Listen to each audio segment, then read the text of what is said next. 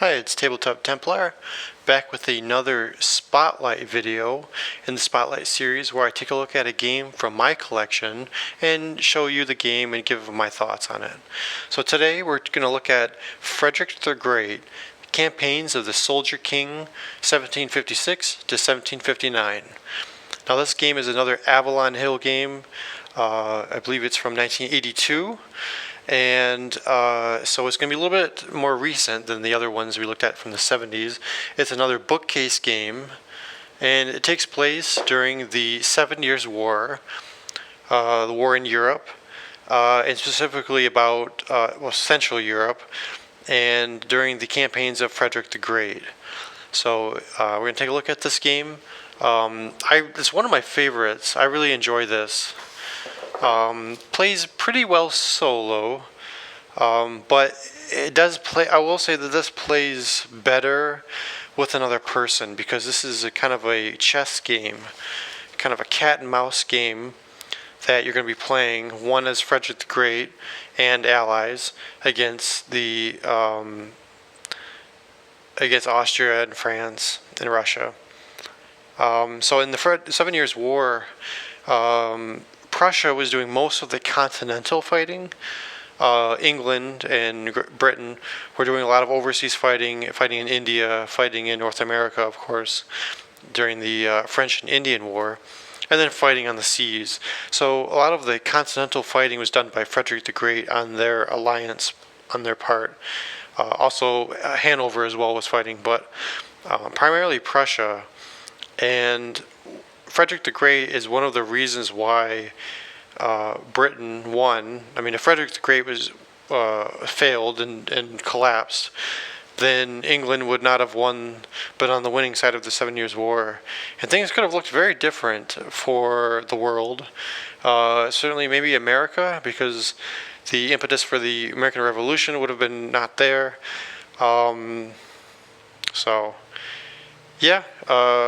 It's a very good game. I really like this cover. I love even though it's black and white, I like the rule book for this. It's not very long, 12 pages. You know, it's not a terribly complicated game. I would say this is definitely on the lower complexity rating, and you just have generic strength points, and you have leaders, and you have these depots, which are important. Supply is very important, and then you have there's field battles, but then it's mostly you're trying to capture cities and conduct sieges. And so one of the things about this game is that Frederick the Great, who I don't know if I can find him, but he's very good. He's probably by far the best general in this game. And this is also one of the issues, well, really one of the only issues of this game is that Frederick the Great is almost, or if not, sometimes unbeatable if he has enough strength points. And so some people have tried to fix that with some other variant rules. I haven't tried them too much, but I definitely like the game as it is. I think it's fairly well balanced. Because Frederick the Great can't be everywhere on the map. And so we'll take a look at the map in a second. So we have Prussia, which is the blue, Hanover, which are these light blue, and you've got Russians in green, you've got Austrians in white, and these use the depot counters, and then you've got France, which is in kind of a gray color. And then you have the Empire, which is in Holy Roman Empire in black. And then you also have Sweden. Here's Sweden. And there's only a couple counters of Sweden. There's one general and a handful. So Sweden is just kind of there, but not really a big factor. Just for historical purposes, they're just kind of hanging out. They can't really do a whole lot, but I do like the map. It's it's Avalon Hill. 70s and 80s style. I think it holds up pretty well. And let's turn this. It's all one piece. I don't know if I can get all of this in there, but you can just kind of see how this game looks. I like the map. It's functional. There is another version of this from SPI, which is the magazine game, and it's not as colorful. So don't think that they're exactly the same games. And the leaders in that one are not named. So the map, and then also that map was going to be a paper map, where this is a mounted map, although it's on a fairly thin cardboard. But I do prefer mounted maps than the paper maps. So, and this has there's a little more color in that one. So, if you see this on eBay and think that they're all the same, they're not all the same. There's the SPI ones will be a paper map, less color, and not named leaders.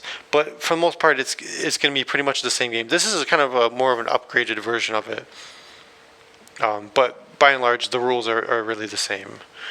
I think this does have a little bit more scenarios, a few more scenarios as well. But I guess if you're not terribly interested in buying this is you're gonna find this a little bit more expensive than the SPI version.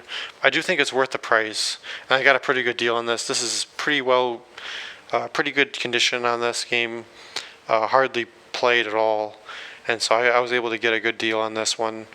If you can find this version I recommend it.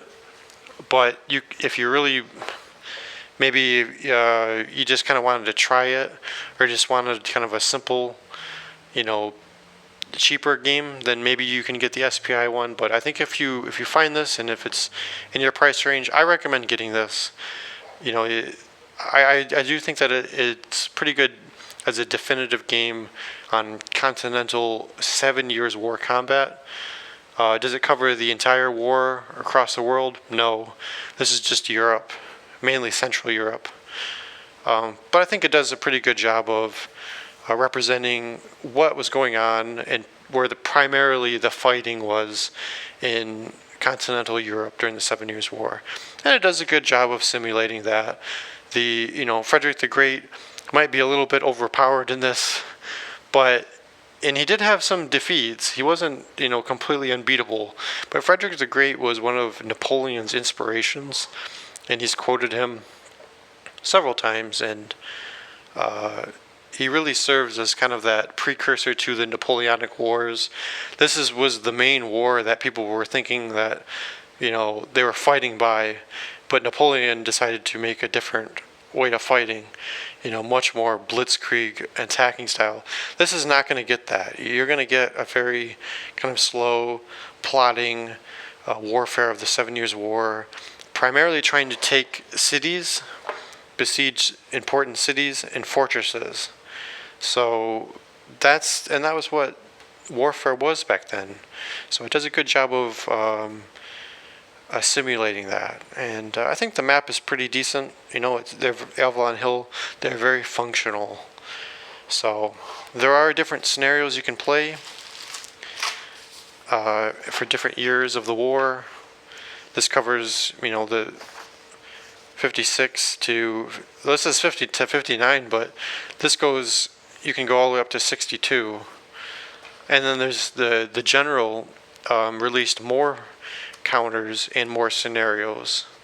So if you want to go and get those, or you can print them off and use them. So for the leaders, it shows their rank, attack bonus, defense bonus, and initiative.